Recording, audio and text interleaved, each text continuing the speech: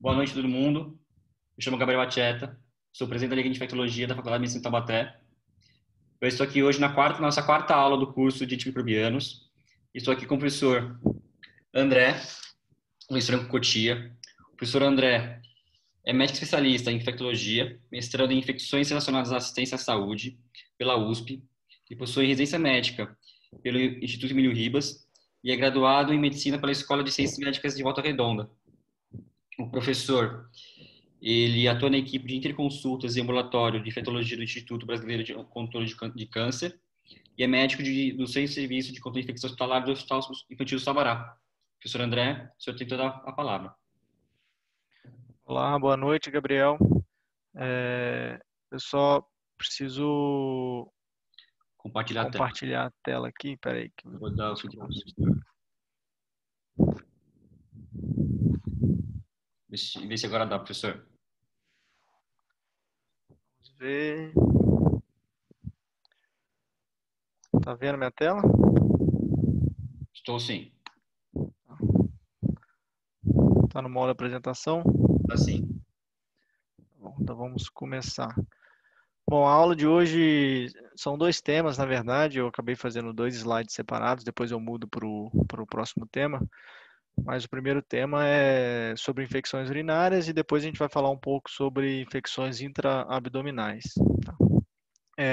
Agradeço o convite da Liga de Infectologia da Faculdade de Medicina de Taubaté. É um prazer participar desse curso. A gente vai ter outras duas aulas ainda, outros dois encontros comigo, né? Isso. E estou à disposição para outros eventos também. Vamos lá? Bom, em relação à infecção do trato urinário, aqui é só a introdução mesmo, todo mundo sabe que é uma infecção que ela acontece após a ascensão das bactérias por meio da uretra, né? E acaba comprometendo a integridade da mucosa, dos mecanismos de defesa e proliferação bacteriana ocasiona a infecção. Tá? E tem várias classificações de.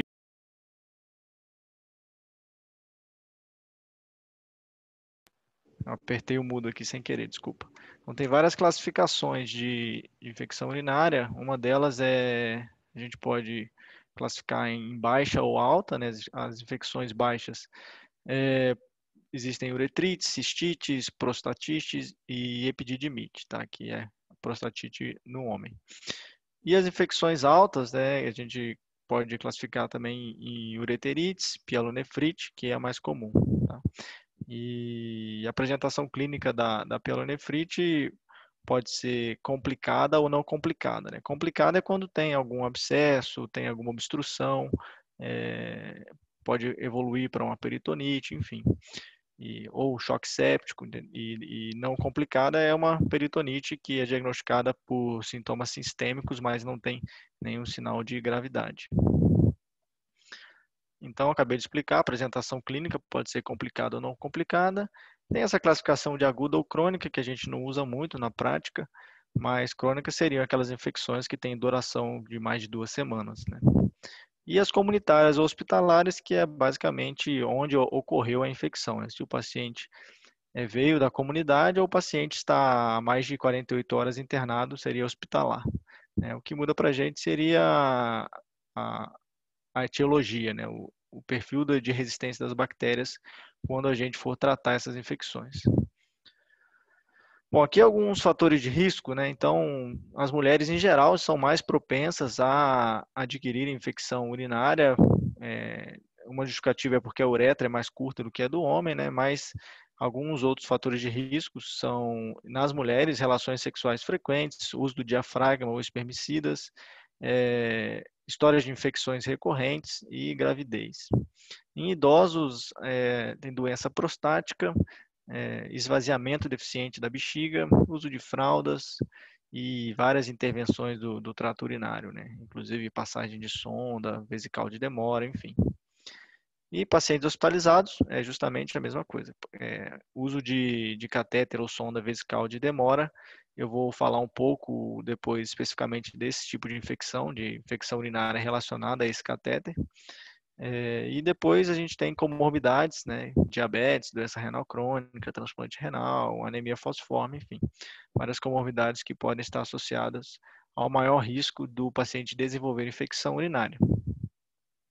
Aqui, em relação às infecções hospitalares, né, a gente vê que 80% das infecções são atribuídas ao uso de sonda vesical, catéter vesical de demora.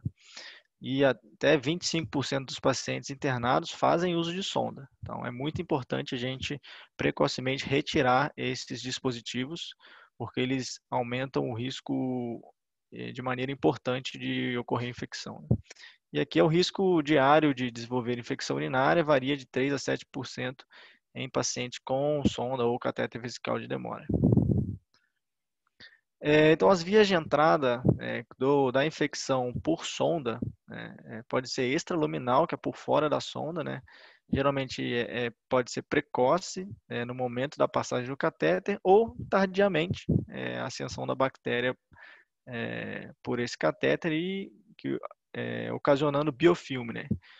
O biofilme nada mais é do que uma camada de muco polissacarídeo, é uma substância que várias culturas de bactérias liberam, e essas culturas de bactérias ficam aderidas a algum material, né, geralmente alguma prótese, alguma sonda, e essa camada de muco polissacarídeo faz uma barreira em volta dessas colônias bacterianas, o que impede uma boa penetração do antibiótico, e tem vários outros mecanismos que dificultam o tratamento que eu posso explicar depois.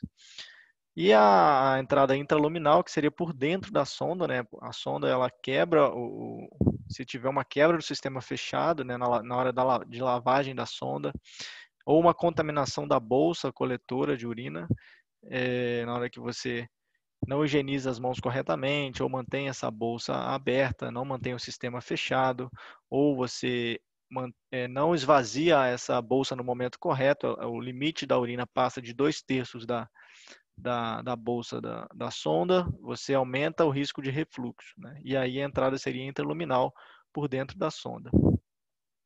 Bom, continuando em mecanismos de defesa, a sonda vesical elimina o jato urinário, mantém o pertuito continuamente aberto e, como eu já falei, pode levar à contaminação por fluxo retrógrado. Ele tem um balão de retenção que impede o completo esvaziamento da bexiga, tá? E favorece a proliferação microbiana. A sonda age como um corpo estranho, pode ocasionar inflamação da parede do endotélio. E a uretra fica dilatada, as glândulas periuretrais, que secretam substâncias antimicrobianas, têm os ductos bloqueados. E aqui, voltando um pouco no biofilme que eu falei, as bactérias já iniciam a produção desse muco polissacarídeo, né, desse biofilme, 2 horas após a inoculação da bactéria no sistema, né?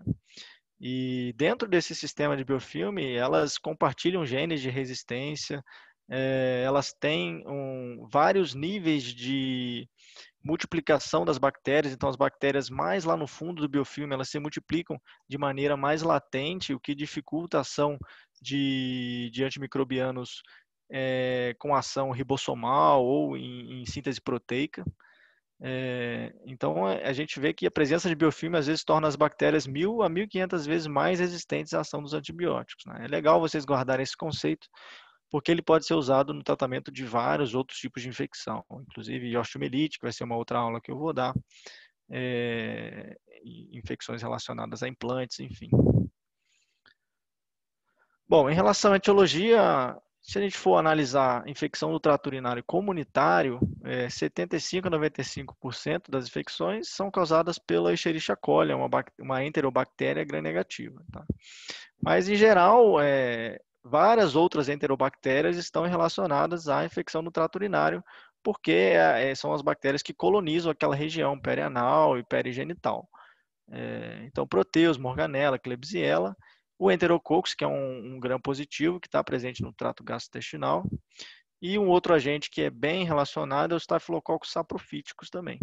É um outro gram positivo. São, teoricamente, os 2 gram positivos que a gente valoriza no trato urinário. Um outro agente que a gente valoriza em gestantes é o Streptococcus agalacti. E, como eu já falei, lembrar dos saprofíticos na cistite em mulher jovem. Quando a gente fala de infecção do trato urinário hospitalar ou relacionada à sonda, a gente pode ter uma mudança nesse perfil, né?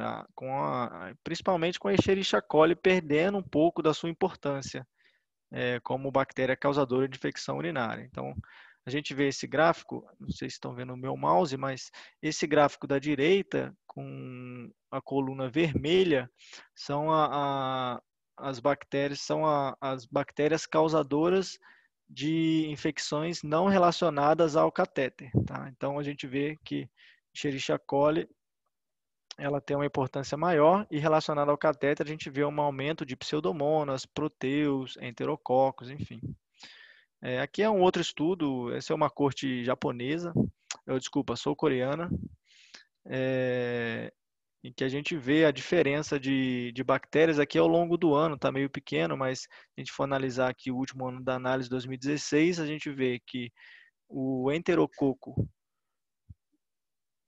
aqui, a Klebsiella foi responsável por aí quase 20%, a Escherichia coli a maior parte das infecções, em cinza pseudomonas, e aqui amarelinho enterococo e o verde mais escuro são outras. Aqui é só para ter uma noção que há diferença de etiologia, a depender se a infecção é comunitária ou hospitalar, e entre as infecções hospitalares varia também de um hospital para outro. É por isso que é importante conhecer a microbiota hospitalar na hora de realizar um tratamento empírico. Aqui é uma outra análise de perfil etiológico de infecção, não muda muito, tá? É só para vocês saberem. Esse do lado direito são os dados do estado de São Paulo, dos hospitais de 2018. E a gente vê que Klebsiella, 28% das infecções em adulto, infecções urinárias em adulto. Pseudomonas 11%, E. coli 17%. Tá? Aqui é uma outra corte que mostra basicamente a mesma coisa. Tá? 18% de pseudomonas. Não, aqui é acineto. Essa aqui é uma corte hospitalar. Tá? Eu esqueci o país agora, mas eu acho que essa é a chinesa. Enfim, é um hospital que fez um trabalho avaliou a principal etiologia responsável por infecção urinária ao longo dos anos, e a gente vê que nesse estudo, pseudomonas tem uma importância grande, enterococos também, ele vê que não muda muito, né? São vários trabalhos de vários países, esse aqui é do estado de São Paulo, a maioria é enterobactéria, outros gram-negativos não fermentadores, como pseudomonas e acinetobacter, às vezes ganham uma importância dependendo do hospital. Alguns relatos de cândida, que eu vou falar mais posteriormente, é raro, infecção urinária por cândida, enfim. É basicamente isso. Esses são os agentes que causam a infecção urinária e que a gente vai lidar no dia a dia para tratamento. Esse do CDC, ele de 2019, o patógeno mais frequente de infecção urinária relacionada a catéter, de 2006 a 2007 é a mesma coisa, né? E. coli, cândida, enterococos, pseudomonas, Klebsiella, uma importância maior a cândida, mas que na grande maioria das vezes é só colonização. E ele fala que 4% das pseudomonas são resistentes, 9% das Klebsiellas e 21% dos acinetos, né? São multiresistentes, ou seja, resistentes a mais de 2 classes de antimicrobianos. Bom, como é que a gente vai fazer o diagnóstico dessas infecções, né? Bom, na pediatria, a Sociedade Americana de Pediatria fala da presença de piúria, né? E na urocultura, 50 mil unidades formadoras de colônia. Tá? E aí ela fala sobre o critério de febre, né? Em crianças de 2 a 24 meses, a gente suspeita, principalmente quando a criança chega com febre no pronto-socorro, coleta a urina, vem com alteração de leucócito, né? A urina 1 ou o EAS, né? Dependendo do local, vem com leucocitura e a urocultura com mais de 50 unidades formadoras de colônia, isolada alguma bactéria. Os idosos podem ter sintomas atípicos, né? Então, às vezes o idoso chega na emergência só com alteração cognitiva, letargia, anorexia, a gente coleta a urina e tem alteração, leucocitúria, e acaba isolando depois, posteriormente, um agente na urocultura. Sintomas de cistite, que é a infecção baixa, né, seria urgência miccional, aumento da frequência urinária, disúria, polaciúria, enfim, são sintomas recorrentes nessas infecções que são muito comuns no dia a dia. Já a pielonefrite já está associada a sintomas sistêmicos, né? Então, a gente vai apresentar dor lombar, suprapúbica, calafrio, febre, pode apresentar sinais de sepse e até alterações laboratoriais mais importantes, né? Alteração de PCR, leucocitose, o que indica uma infecção mais alta, uma infecção do parênquima renal, que a gente chama de pielonefrite. Mas ainda esses critérios de pielonefrite, né, eles ainda são um pouco, ainda tem um pouco de falta de consenso em alguns lugares, né? Até 20% dos pacientes não apresentam sintomas urinários. Muitos pacientes, na verdade, não são alguns, não têm febre. E alguns estudos de pielonefrite não requerem dor em flanco como critério. Então, assim, ainda é um pouco variado os critérios de pielonefrite, dependendo do consenso do estudo que você for ler, né? E a gravidade é bem variável, varia como eu falei, pacientes só com uma febre ou só com uma dor suprapúbica, a infecções graves com abscessos, coleções, obstruções ou choque séptico, né? E taxa de bacteremia é variável, tá? De menos de 10% a 50%, e é mais comum em pacientes imunocomprometidos ou com obstrução ou idosos, tá? Bom, aqui os exames complementares, eu já cheguei a comentar um pouco, mas seria alteração de EAS, ou urina tipo 1, leucocitura. Aqui é importante falar que nem toda leucocitura significa infecção urinária. Então, se você tem um paciente com sonda ou catéter vesical de demora, ele naturalmente já vai apresentar uma certa leucocitura. Então, se você coleta urina por coletar e vai apresentar leucocitura e o paciente não tem mais nada, não precisa tratar a infecção urinária, você deve ficar atento a outros sintomas do paciente, né?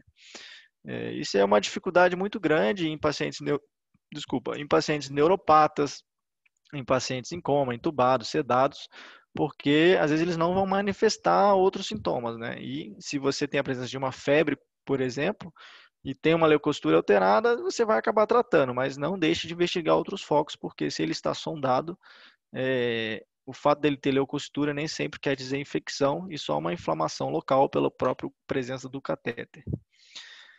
Bom, a urocultura é fundamental para direcionar o diagnóstico, eu vou falar um pouco mais dela nos próximos slides. Teste de sensibilidade, né, um antibiograma, para guiar o nosso tratamento. E o exame de imagem tem as suas indicações variadas, né? Então, na criança, o primeiro caso de criança abaixo de 2 anos, principalmente, primeiro caso de infecção urinária, a gente pede exame de imagem para avaliar a normalidade. Em adultos, em geral, a gente pede tomografia ou ultrassom quando tem alguma suspeita de obstrução ou complicação, casos geralmente mais graves, com necessidade de internação, choque séptico, sinais de peritonite, enfim. É importante avaliar focos fechados de infecciosos. E por isso, mas não é para pedir para todo mundo. Cistites e pielonefrites não complicadas, leves, não há necessidade de solicitação de exame de imagem. Só naquelas, talvez, infecções urinárias de repetição, como o diagnóstico diferencial. Aqui ficou um pouco grande, mas o primeiro parágrafo está falando sobre a alteração do nitrato em nitrito, né? Então a gente sempre olha aquele resultado de urina com nitrito positivo, nada mais do que a urina ela é rica em nitrato, então as enterobactérias transformam esse nitrato em nitrito, né? Então fala um pouco mais a favor de infecção quando tem um nitrito positivo, mas elas demoram para fazer essa metabolização, e um nitrito negativo não exclui infecção. Se você tem leucocitura, sintomatologia e urocultura positiva, um nitrito negativo não diz nada, né? Mas claro que aquele nitrito positivo fala um pouco mais a favor em conjunto com outros achados. Ele sozinho não faz diagnóstico de nada. Quantificação do número de colônias, aqui eu estou falando sobre a cândida, que ela não é útil para essa cândida, para quando você tem isolamento de cândida na urina, mas para as outras bactérias, enterobactérias, a gente considera 100.000 unidades formadoras de colônia para valorizar na urocultura como um agente patogênico, né, e não colonizante. Isso é importante.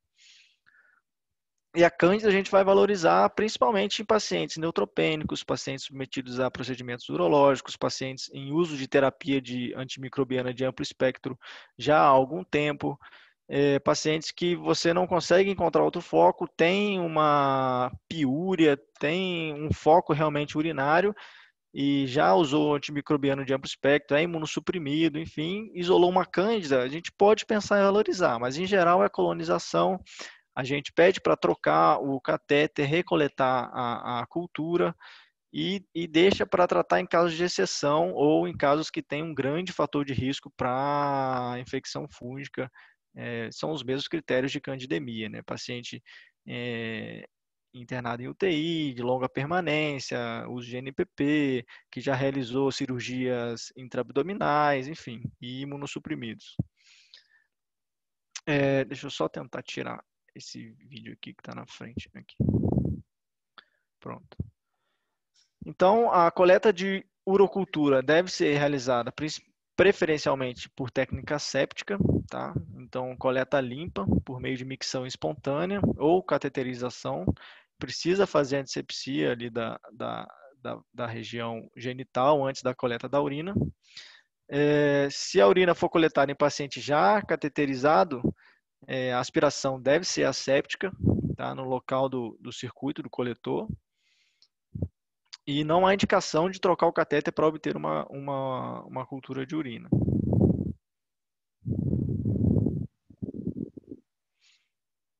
Em relação à urocultura, né, a indicação é quando a gente suspeita de uma infecção no trato urinário. Então, todo paciente com sintomatologia que eu já falei previamente, a gente vai coletar uma urocultura. Tá? É obrigatório coletar a urocultura? Então, assim, pacientes com cistites leves, que chegam no pronto-socorro, que tem uma leucocitura, enfim, que já tiveram infecções prévias, enfim, a gente sempre opta por coletar a urocultura, mas não é obrigatório. Então, assim, se tem uma leucocitura, você não precisa esperar a urocultura para tratar. É lógico que é importante nos casos em que o primeiro tratamento não é efetivo. Então, você isolar um agente e identificar que esse agente é resistente facilita e direciona o tratamento posterior. Mas a urocultura não é obrigatória em muitos casos para fechar o diagnóstico. Somente a clínica do paciente e a alteração de urina tipo 1 ou EAS já é suficiente para fechar o diagnóstico. Casos graves, pielonefrites, casos que precisam de internação, a urocultura ajuda muito, tá, a direcionar o tratamento e deixar a gente mais tranquilo, porque são terapias mais prolongadas e o paciente pode evoluir mal caso a gente erre no tratamento empírico. Tá? Para controle de tratamento, não é muito indicado. Tá? Então, o controle de tratamento de resposta a... Apareceu aqui. Controle de tratamento e resposta ao antimicrobiano é clínico. Se o paciente teve uma melhora clínica, não há necessidade de ficar recoletando cultura. Tá?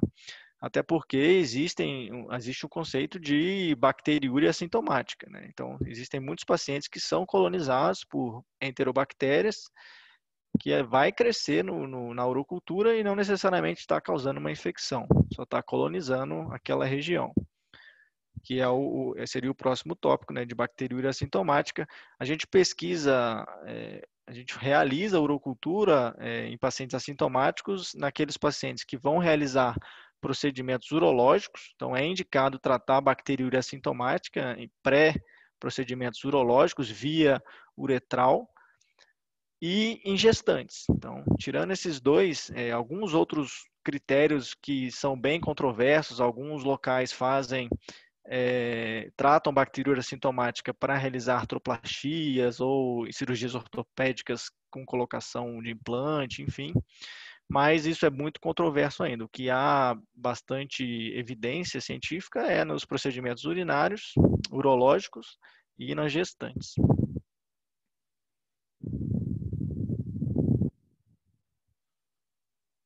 Eu acho que deu algum problema aqui.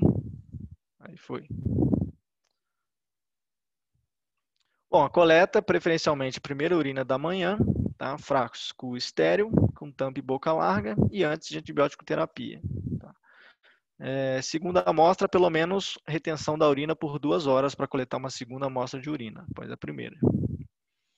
A urina de jato médio é um bom método, tá? Se realizar higiene prévia da região genital e desprezar o primeiro jato. Tá?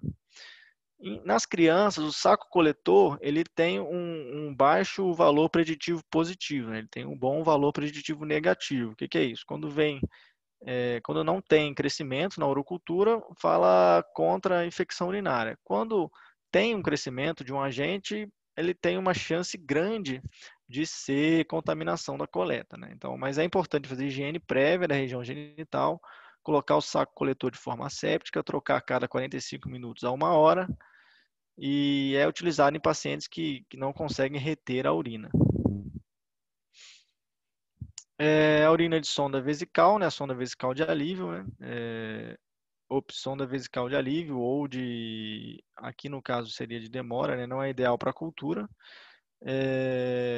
Quando for coletar, pinça a cânula do coletor, realiza a desinfecção, enfim, faz a técnica asséptica também.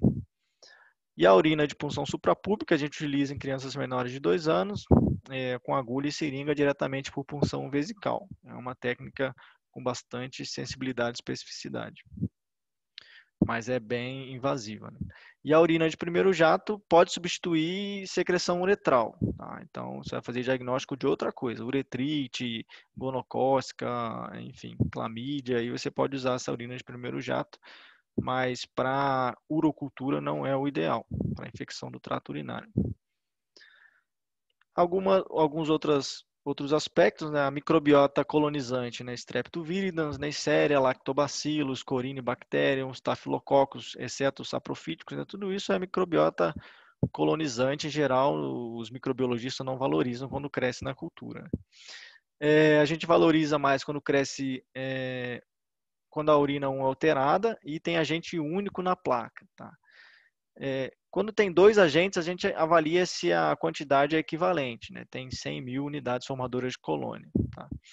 E aqui embaixo, como eu já falei em vários outros slides, são uropatógenos, são todos bacilos gram-negativos, quase todos, né? As enterobactérias em geral, E. coli, Klebsiella, Proteus, Morganella, enfim. E os não fermentadores, Pseudomonas, Acinetobacter. E outras bactérias, Corynebacterium ureolítico, Staphylo aureus, saprofíticos, leveduras de maneira menos comum e outros streptococos, enterococos e o aerococcus urinae. Então, quando tem 3 agentes na mesma quantidade na placa, né, de cultura, a gente geralmente considera contaminação da amostra e pede para repetir. Quando tem 2 agentes, se forem na mesma quantidade, a gente considera, e 3 agentes com 2 agentes predominantes, né, outro agente lá isolado com uma quantidade muito ínfima, a gente pode considerar dependendo do caso. Então, quais são as opções que a gente tem para tratamento de cistite, né? Infecções baixas, não complicadas, né? A primeira escolha para tratar na comunidade é, sem dúvida, a fosfomicina com trometamol. A gente analisar os perfis de sensibilidades comunitários das enterobactérias, é uma sensibilidade maior que 90% para a fosfomicina trometamol, que logo seguida da nitrofurantoína. Tá? A vantagem da fosfomicina é que a dose única, a nitrofurantoína de 5 dias, em alguns casos bem leves, pode ser utilizada até 3 dias. Tá bom? Outras opções seria o Bactrim, que é o cotrimoxazol, norfloxacino, ciprofloxacino, são as quinolonas, né? Levofloxacino, cefuroxima e cefalexina. O Bactrim é muito pouco utilizado atualmente. Em geral, enterobactérias aqui no estado de São Paulo tem uma resistência alta à Bactrim na comunidade, então a gente evita. Cefalexina a gente costuma evitar também. Cefuroxima já é uma cefalosporina de terceira, pode ser utilizada, geralmente é bem cara, não tem disponível no SUS, mas é uma opção, a gente acaba não utilizando como primeira escolha, exceto nas crianças a gente costuma usar bastante, mas em adultos usamos muito pouco. E as quinolonas em geral tem uma recomendação já do ano passado para se evitar utilização de quinolonas em infecções de comunidade, infecções leves em que há outras opções terapêuticas, porque há um aumento elas têm um risco maior de efeito adverso, né, de ruptura de tendão, aneurismas de aorta, em idosos pode dar confusão mental, enfim, abaixo o limiar convulsivo, tem vários efeitos colaterais, a gente evita utilizar de maneira deliberada a ciprofloxacina, por exemplo, mas é uma opção para tratar na comunidade em alguns casos. A gente acaba deixando essas quinolonas restritas para enterobactérias multiresistentes, que às vezes mantêm uma sensibilidade à quinolona, e para alguns casos de pielonefrite, por exemplo, que só tem quinolona como opção oral, né? Então a gente deixa para esses casos. No homem a gente acaba tratando um pouco mais tempo, né? Então pode ser utilizado as quinolonas, Bactrim. Aqui acabou faltando, mas a nitrofurantoína é uma opção em homem também, e fosfomicina com trometamol, tá? Se a gente tiver uma suspeita de prostatite, enfim, o tempo de tratamento é bem mais prolongado, de 21 até 30 dias. Mas não muda muito do homem para a mulher em termos de antimicrobiano. E o tratamento da pielonefrite, né? A infecção no trato urinário alta, né? Então ele vai variar um pouco de acordo com a gravidade da doença e a possibilidade do tratamento ambulatorial ou condições psicossociais, enfim, do paciente. Vamos lá.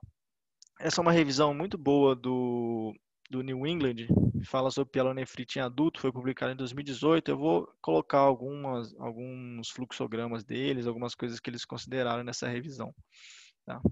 Aqui é só para a gente avaliar, é uma tabela em que ele fala sobre você tratar o paciente no pronto-socorro com pielonefrite imediatamente, alta para casa, ou iniciar a primeira dose no pronto-socorro ou internar, né? E aqui tem vários critérios, que é basicamente se o paciente não está vomitando, está estável, não tem sinal de gravidade, não necessita de reposição volêmica, enfim, está aceitando o antibiótico oral, não tem problema nenhum você tratar esse paciente ambulatorialmente. Eu vou falar quais antibióticos mais para o final. Agora, se o paciente está com um quadro mais moderado, mais prostrado, com mal-estar, já tem náusea, alguns vômitos esporádicos, é legal você avaliar esse paciente, fazer a primeira dose do antimicrobiano intravenoso, observar por 12 ou 24 horas e depois terminar o tratamento oral em casa. E aqui são os pacientes que já são mais graves, que têm sinais de sepsis ou choque séptico, vômitos incoercíveis, enfim, aí você vai ter que internar e tratar de acordo com o caso. Tá.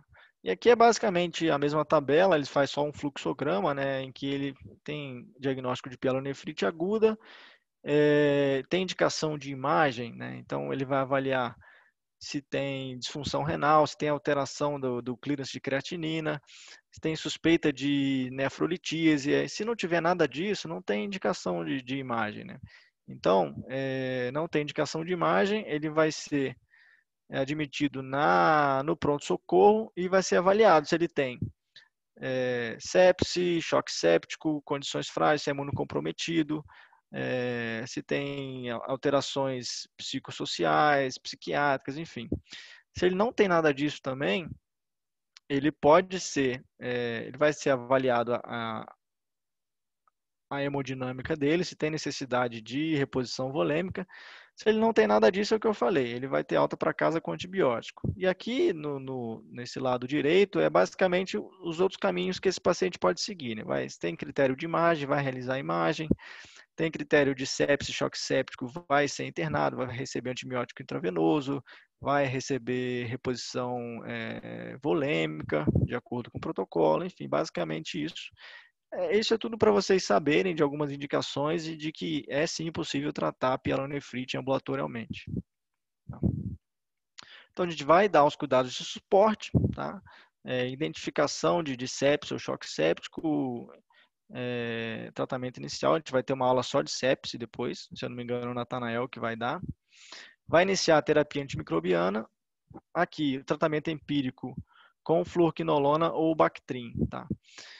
Nesses casos, Bactrim, a gente utiliza só onde a resistência comunitária da E. coli é menor que 10%. Então, aqui a gente não vai usar muito pouco no Brasil, em São Paulo, é difícil usar Bactrim. Então, a primeira escolha é fluoroquinolona, tá? Levofloxacino, para tratamento empírico de pielonefrite, tá? Pacientes graves, paciente que tem choque séptico, que já teve infecções no passado, previamente, que tem colonização por bactérias multi-Rs, a gente vai avaliar caso a caso e nesses casos, a gente pode já iniciar com Tazocin, com Meropenem, tá? Com outras drogas, até mesmo ceftriaxona, se o paciente não tiver critério de multiresistente e precisar ser internado, tá? Pode ser utilizado cefalosporinas orais, mas a evidência é limitada, tá? Então, a gente não costuma utilizar a cefuroxima, por exemplo, que é uma cefalosporina oral de terceira geração, e muito menos cefalexina. Mas cefuroxima, às vezes, é uma opção, sim, para término de tratamento, quando você iniciou com ceftriaxona e respondeu muito bem.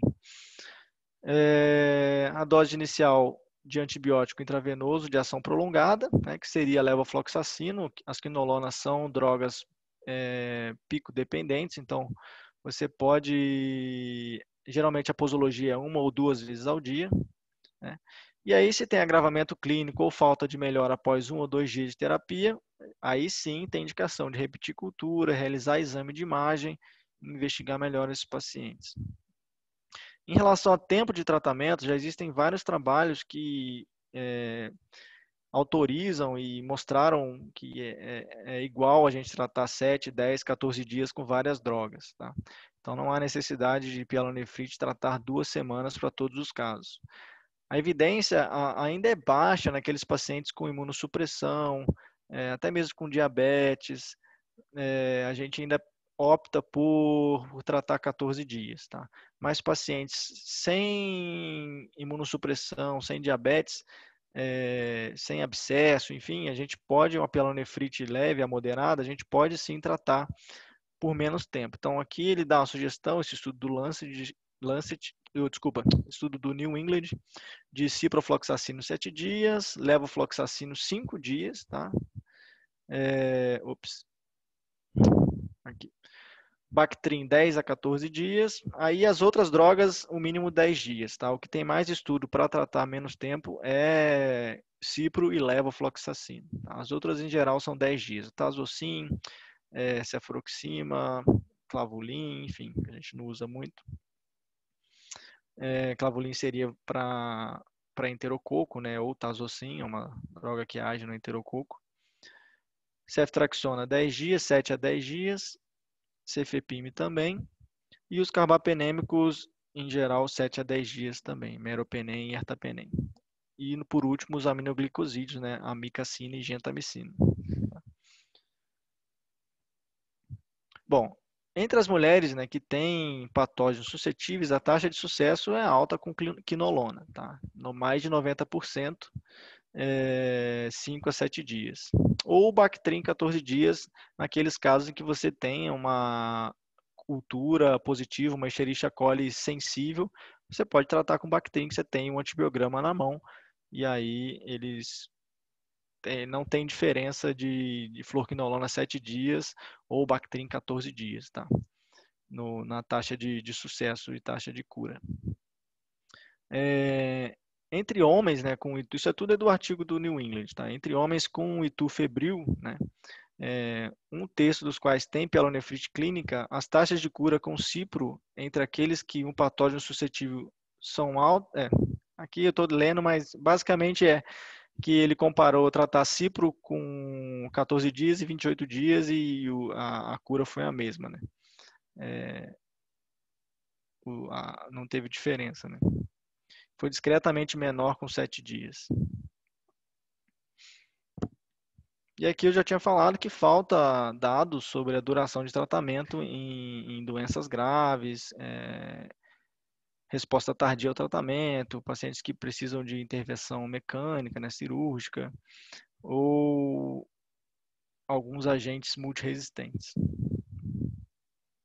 E aqui eu vou só citar vários artigos que compararam esses tempos de tratamento para vocês verem de onde saíram essas evidências, mas esse é um artigo do Emergency, de 2002, é antigo, né?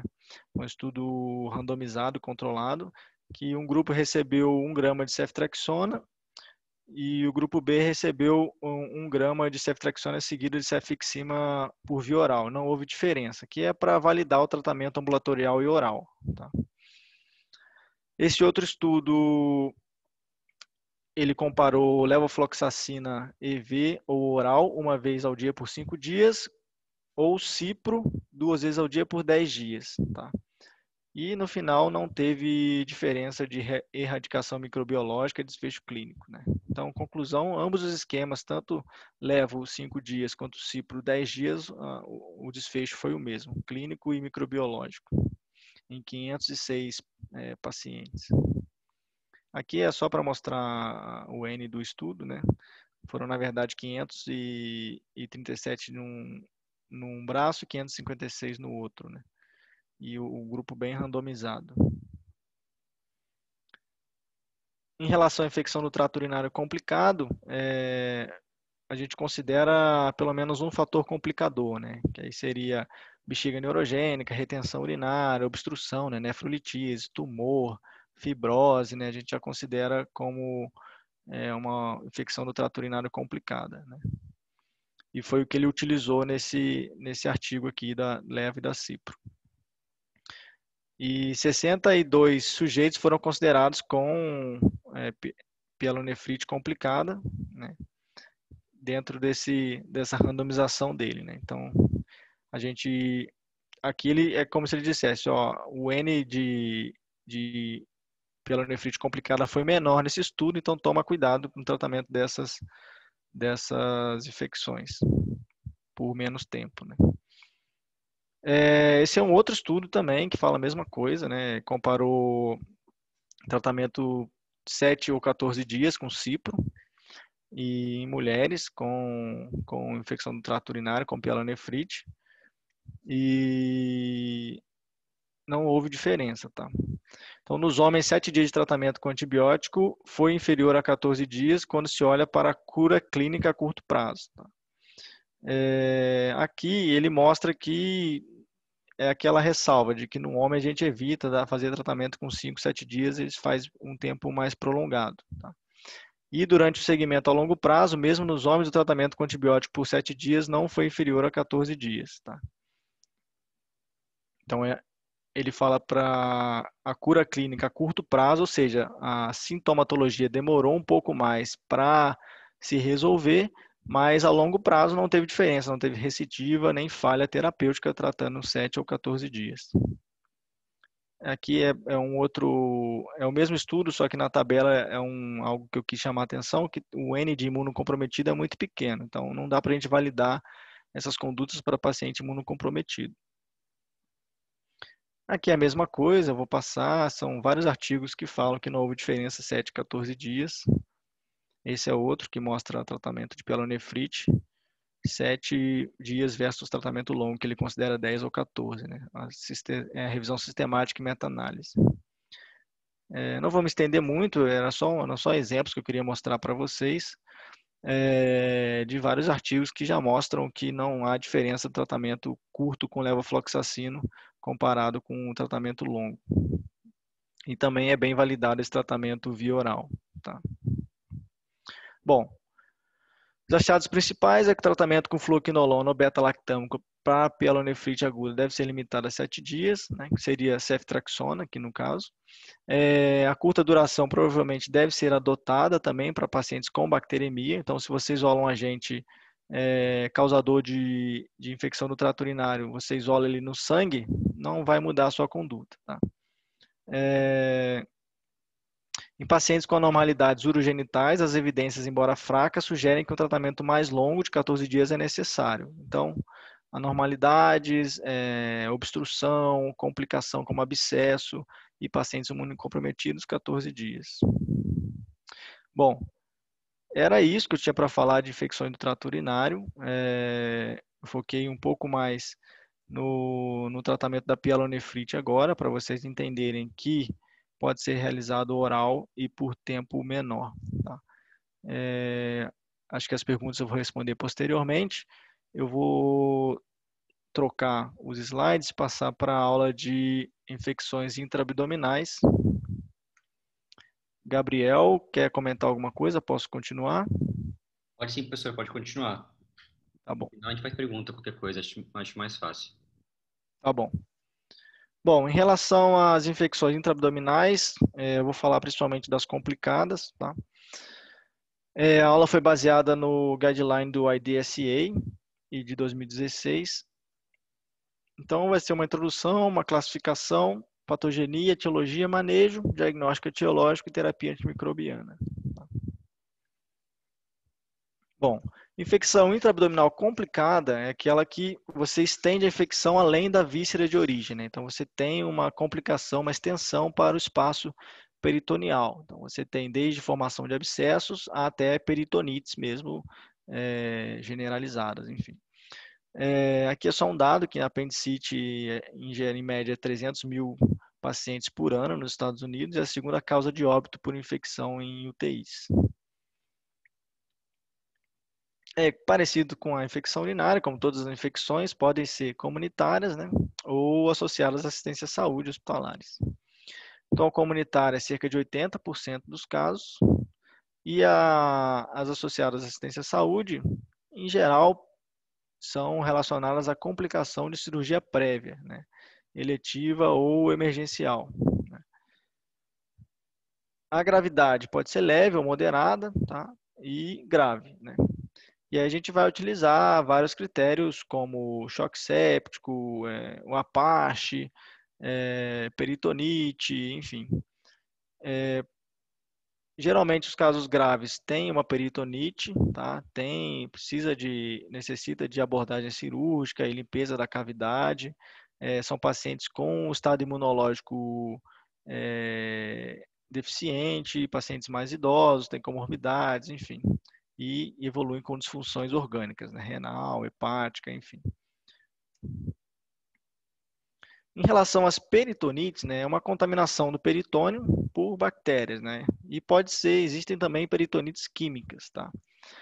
Então, a peritonite primária, né, é uma peritonite bacteriana espontânea, tá? Geralmente translocação da bactéria, não é relacionada diretamente a uma normalidade do intraabdominal.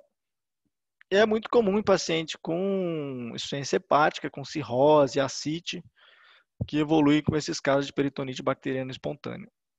As secundárias são contaminações da cavidade por perda da integridade, né, da barreira mucosa. Então, você tem doenças ou lesões no trato gastrointestinal que facilitam e predispõem a entrada das bactérias no peritônio. Tá? E terciária é quando você tem a persistência dessa peritonite após um tratamento e com persistência de sinais de sepse após um tratamento ou uma drenagem que não funcionou, né? Não foi efetivo. Em relação à patogenia, né, a gente tem a virulência dos próprios micro-organismos, tem micro-organismos mais virulentos, né? Klebsiella é mais virulento que a cineto, enfim. Substâncias químicas, né, que causam irritação, muco, enzima, sangue na cavidade, né? E mais ação conjunta de várias espécies diferentes de micro-organismos. Então, em geral, principalmente abscessos intracavitários, intraabdominais, a etiologia nunca é de uma bactéria, né? O causador da infecção sempre a infecção é polimicrobiana, né? Então, muitas vezes a gente isola algum agente, nós médicos acabamos optando por ampliar o espectro, né, não deixando de cobrir anaeróbios, que são dificilmente isolados em culturas, mesmo quando a gente isola uma enterobactéria em alguma cultura direcionada. Habitualmente há proliferação inicial de gram-negativos aeróbios ou anaeróbios facultativos, que promovem as condições locais necessárias para a proliferação dos anaeróbios obrigatórios. Então, tem várias bactérias, pseudomonas, por exemplo, são anaeróbios facultativos, né? São aeróbios e anaeróbios facultativos. E aí, com o desenvolver da infecção, o aparecimento de abscesso, um foco fechado, que não chega a irrigação sanguínea, enfim, não tem oxigênio ali, acontece a proliferação das outras bactérias anaeróbias obrigatórias. Tá? Por isso que é uma infecção polimicrobiana, infecções mistas. A etiologia varia um pouco da altura do trato gastrointestinal em que ocorre a infecção, mas, em geral, as bactérias que causam essas infecções são enterobactérias também e outros gram-negativos, e com exceção do enterococo, que é um gram-positivo do trato gastrointestinal, cândidas e leveduras que podem causar, mas eu vou também falar posteriormente dos fatores de riscos, e streptococcus, alguns streptococcus do grupo Milleri, né, anginosos, intermédios, constelatos, fazem muitos abscessos, então podem ser causadores dessas infecções. E aqui esse slide está só mostrando algumas alterações dependendo da altura do trato gastrointestinal. Né? No estômago a gente tem anaeróbios facultativos, tem os streptococcus, lactobacilos, cândidas, o pH gástrico, presença de sangue, enfim. Porção superior do intestino delgado, a cloridria, já um pH menos ácido, né? Obstrução intestinal, gastrojejunostomia é um fator de risco, enfim. E aqui embaixo algumas bactérias que são encontradas, né? E. coli no ilho, enterococo, anaeróbios obrigatórios, no cólon já é encontrado bacterióides, bifidobactérios, as enterobactérias em geral, clostridiums, enfim. Esse é um estudo do Clinical Infectious Disease de 2010, que ele mostra a etiologia de infecções intraabdominais em mais de 1.200 pacientes. E a gente vê que principalmente são enterobactérias, Escherichia coli, Klebsiella, e aí começa a entrar Pseudomonas, que é não fermentadora. Anaeróbio é importante, tá? Então bacterióides, Clostridium, Prevotella, Fusobacterium e os Streptococcus que eu falei, né? Streptococcus, a espécie de Streptococcus foram aqueles todos que eu falei, os Enterococcus, o Fecalis e o Fécio, e os Staphylo aureus também é muito comum, causador de abscesso, mas intraabdominal ele é menos comum.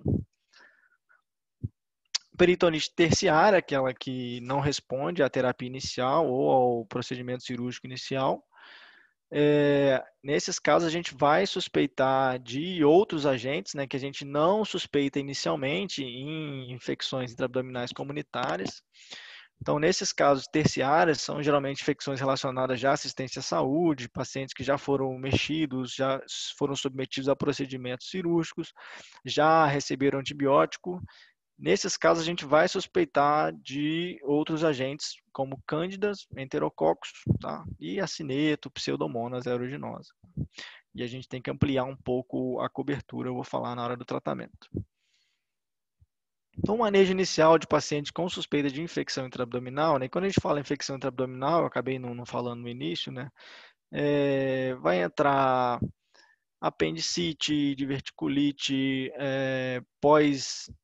operatório de colostomias, enfim, ressecção de tumores intestinais,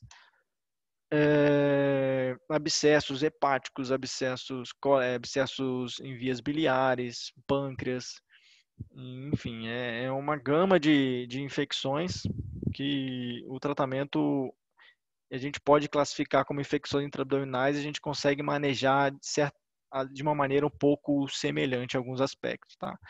Então, a história clínica, exame físico, exames iniciais, né, como toda infecção, vai ter avaliação de dor abdominal, tá? Tipicamente surgimento recente, evolução rápida.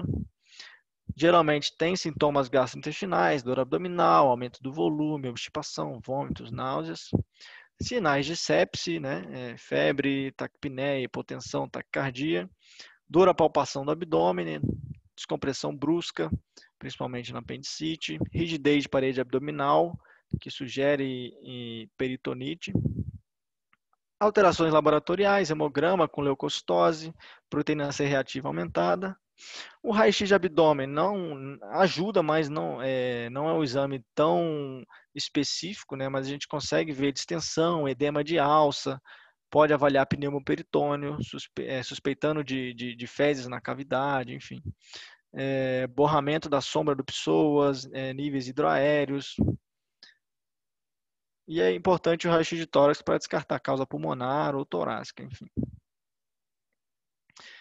Essa foi uma comparação de ultrassom com tomografia computadorizada, né, para diagnóstico de apendicite em crianças, né?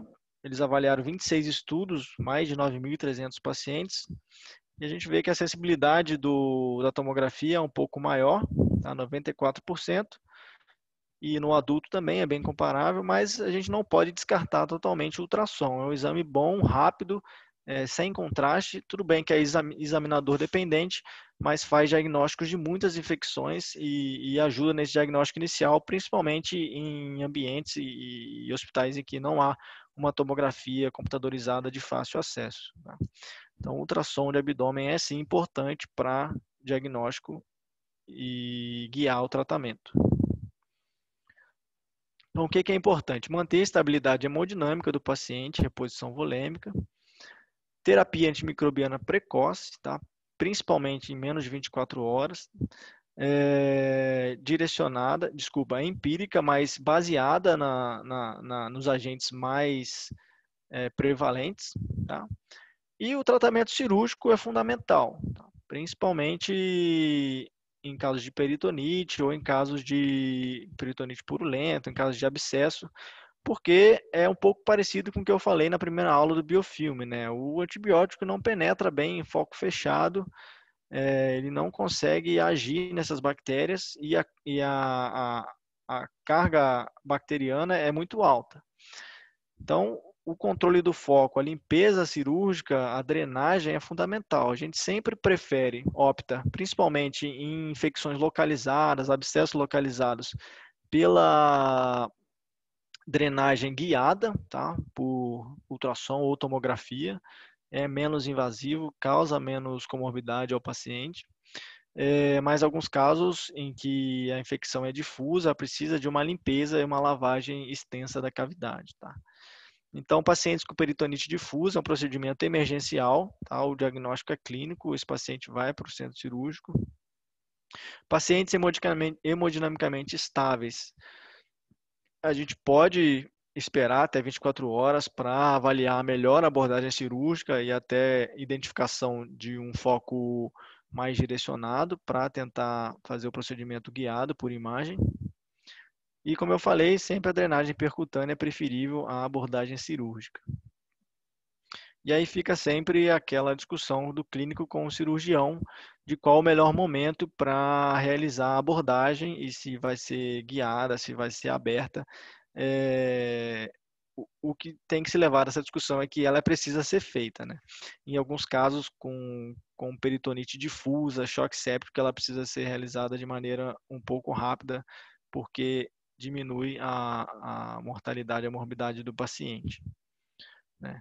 Então, sem retardar e sem precipitação. Tá? Alguns casos que o paciente está bem, você pode esperar, realizar o exame de imagem, identificar melhor o foco e, de maneira mais precisa, você realizar e planejada realizar essa abordagem cirúrgica. Mas em casos graves, em alguns casos difusos, o retardo pode ser fundamental para uma evolução pior do paciente. Aqui fatores para falha, né, do tratamento, né, atraso na intervenção inicial mais de 24 horas. Aí o grau de gravidade, Apache 2, o score de Apache 2 maior que 15, pacientes idosos, comorbidade, disfunção orgânica, enfim, hipoalbuminemia, desnutrição, acometimento difuso do peritônio, enfim, e inabilidade de desbridar e controlar o foco cirurgicamente e presença de malignidade, né? De tumor, carcinomatose peritoneal, enfim. Bom, em relação às culturas, né? A hemocultura dificilmente é positiva, infelizmente, nesses casos, exceto alguns casos com infecções muito grandes,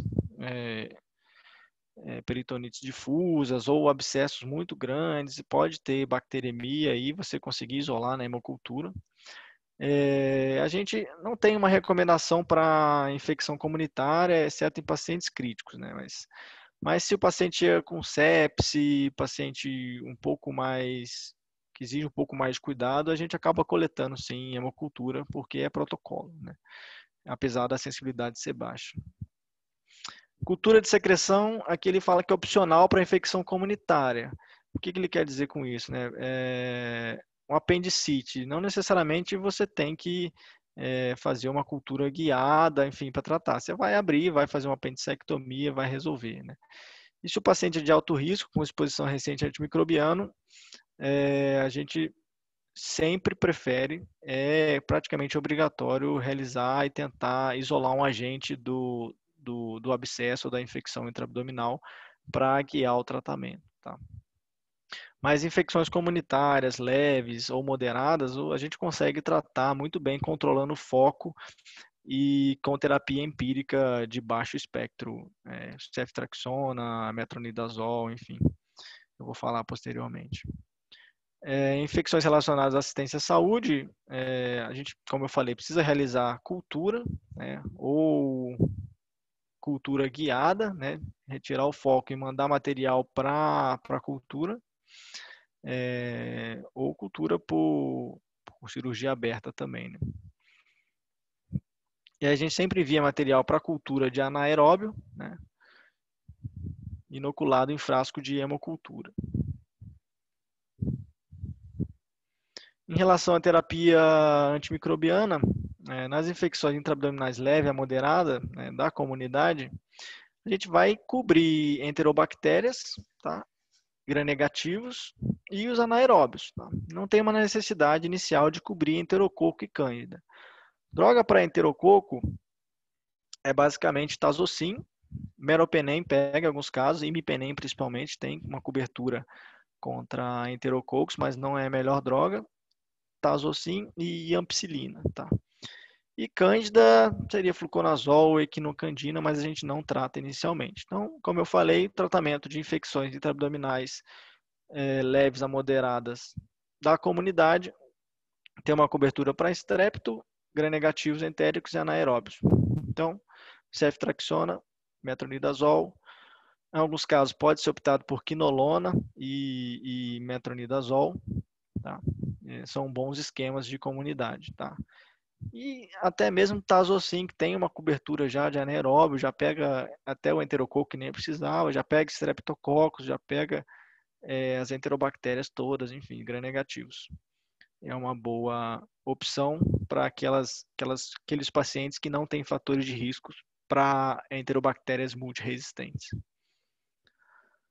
Já na infecção grave, a gente já entra com um espectro um pouco maior, né?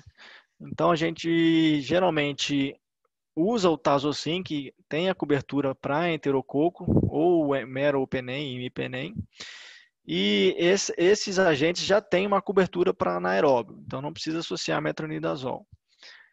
Não é recomendado inicialmente uma associação de aminoglicosídeo, né? Não precisa fazer meropenem e amicacina, ou tazocin e amicacina, por exemplo, como droga inicial. A gente deixa aminoglicosídeo reservado para aqueles casos em que há falha com tazocin ou meropenem, ou que há um agente isolado resistente, né, produtor de carbapenemase ou ISBL, enfim, e que só é sensível a aminoglicosídeo, a gente acaba usando, tem ótima penetração em intraabdominal. Tá? Cobertura para MRSA pode ser feita, mas naqueles pacientes que têm já um fator de risco alto, enfim, são colonizados, já tiveram infecção por MRSA prévia, a gente pode pensar em associar vancomicina para esses casos, né? Seria meropenem e vanco ou tazocin e vancomicina, tá?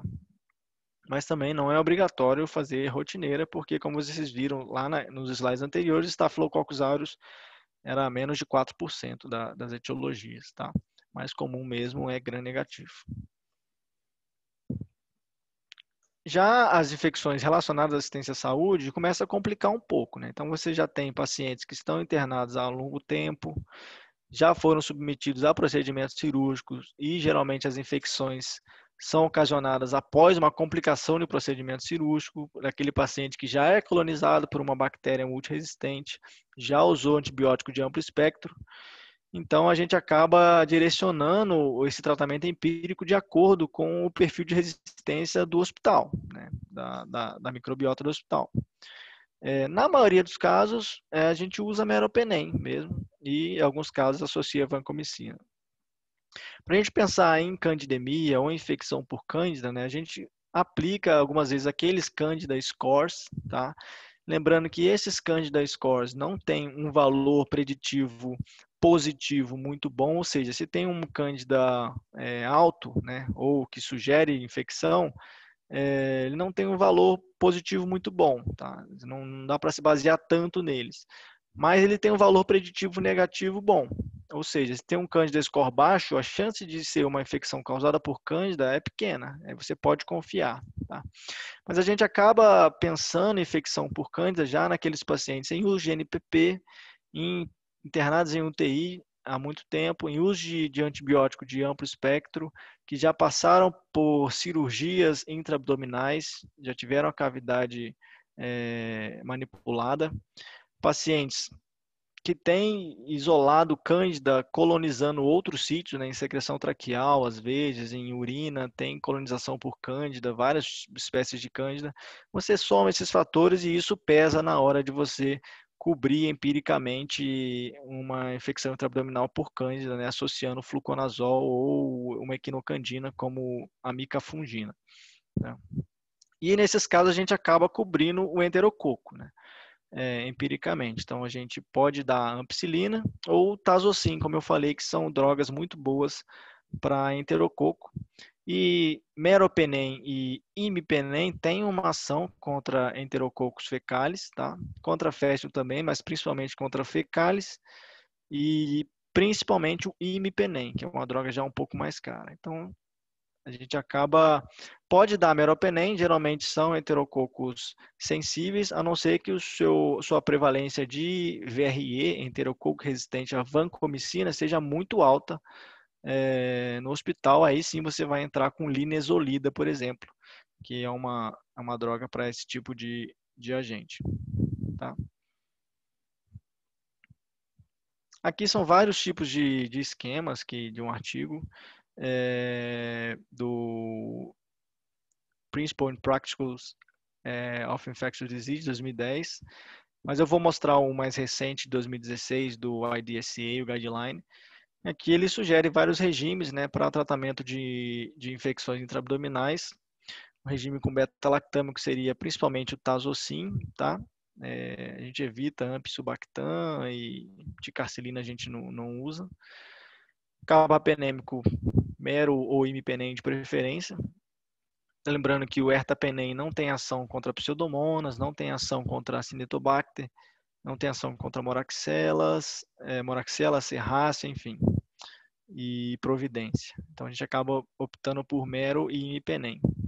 E quando a gente tem enterobactérias produtoras de ISBL, né, que são beta-lactamases de espectro estendido, o primeiro carbapenêmico que ela consegue hidrolisar é o ertapenem. Depois eu vou falar de tudo isso na aula de mecanismos básicos de resistência, para ver se vocês conseguem ter uma noção melhor. Cefalosporina, a gente pode utilizar cefepime, pode utilizar ceftriaxona de terceira em infecções comunitárias. Tigecyclina a gente evita como droga única, tá? Tem uma mortalidade um pouco maior em alguns trabalhos, apesar de ter uma penetração muito boa. Então, a gente geralmente usa a tigeciclina para tratar bactérias multiresistentes, que só são sensíveis a eles, e geralmente associados com meropenem, por exemplo, tá? Aminoglicosídeo, a gente, como ele já falou, evita associar aminoglicosídeo empiricamente, inicialmente, associar a meropenem. A gente só dá também em casos de multiresistência ou falha. Aqui outras opções, cefuroxima com metronidazol, ceftriaxona com metronidazol, cefepime com metronidazol, são cefalosporinas de terceira e quarta associada a um agente com ação contra anaeróbios. E quinolona pode substituir ceftriaxona. Aqui já está acabando, gente. É o do IDSA de 2016, o guideline da Sociedade de Cirurgia. Em que ele fala um pouco de tratamento empírico e fala especificamente de cada droga. Então, aqui a gente olha, a aminoglicoside não é recomendado para tratamento empírico isolado. Tazocin é recomendado já nos pacientes com alto risco, pacientes graves, tá? Que a gente tem que cobrir enterococo e já bactérias de SBL, enfim.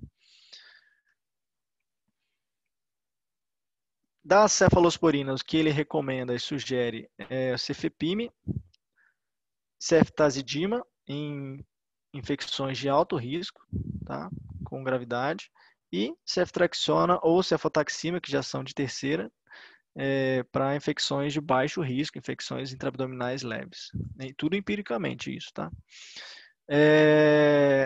Ceftazidima avibactam é uma droga que tem ação contra Klebsiella, produtoras de carbapenemase, KPC, tá? Mas em geral a gente não usa empiricamente aqui no Brasil, só quando há a falha no tratamento com meropenem ou a gente isola uma bactéria multiresistente que tem sensibilidade a ela. Os carbapenêmicos, ertapenem é recomendado só para baixo risco, por aqueles motivos de resistência que eu falei. Já imipenem e meropenem é recomendado para empírico para alto risco. Fluorquinolona para baixo risco, tá? Que substituiria o ceftriaxona. Tigeciclina não é recomendado, como eu já falei. E aí, em relação ao tempo de tratamento, tá? Ele geralmente é limitado a 4, 7 dias quando você tem um bom controle do foco e quando é uma infecção leve a moderada. Então, se você tem uma apendicite, que o foco foi realizada a apendicectomia, o foco foi controlado, ou você tem um abscesso abdominal pequeno em que foi realizado limpeza, lavagem da cavidade, controle do foco, você pode tratar 4, 5 dias sem problema, tá? Aqui ele ainda fala que quando você tem perfuração do estômago, com controle do foco em 24 horas, ou uma apendicite aguda, edematosa, ou flegmonosa, né, que não tem abscesso, não tem peritonite, ou você tem uma lesão intestinal ou colônica com um ferimento penetrante, ou um trauma fechado, que todas essas condições foram tratadas em até 12 horas, você pode tratar por 24 horas com antimicrobiano, tá? Então não precisa manter por 7 dias se foi bem controlado o foco rapidamente. E já naqueles casos em que tem abscesso intraabdominal, o foco não conseguiu ser bem controlado, ou o paciente tem alguma comorbidade que não pode ser levado para o centro cirúrgico, não pode ser submetido a um procedimento de desbridamento e limpeza, o antimicrobiano vai ficar por muito tempo. Vai ser uma terapia quase supressora, né? Até você realmente conseguir efetivamente controlar cirurgicamente o foco. Tá? Em alguns casos em que há abscesso muito pequeno, a gente pode tentar tratar com antimicrobiano, mas aí acaba sendo um pouco mais prolongado e às vezes você realizar uma intervenção facilita e minimiza muito o tempo de tratamento e consegue deshospitalizar esse paciente. Tá? Gente, era isso o que eu tinha para falar para vocês.